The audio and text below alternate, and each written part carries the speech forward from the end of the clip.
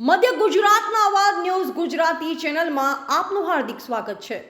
શ્રી બોડેલી લોહાણા સમાજની પ્રથમ સામાન્ય સભા આજરોજ તારીખ 17/12/2023ના રોજ જલારામ મંદિર હાલોલ રોડ ખાતે બપોરના 4 કલાકે મળી હતી, જેમાં પ્રમુખ સ્થાને ઠક્કર હસમુખભાઈ નટવલ્લાના સ્થાને મળી, જેમાં સંસ્થાની જંગમ મિલકત નક્કી કરવામાં આવી તથા જે નવીન સભાસદો બન્યા તેમનો આભાર વ્યક્ત કરવામાં આવ્યો। નવીન ટ્રસ્ટ મંડળની રચના કરવામાં આવી, જેમાં સંસ્થાની ટ્રસ્ટમાં નોંધણી કરવા માટે ચર્ચા કરવામાં આવી। સદર મીટિંગમાં લગભગ અંદાજે 100 વ્યક્તિ હાજર રહી હતી। रिपोर्टर अशोक ठक्कर, बोडेली, मध्य गुजरात अवाज न्यूज।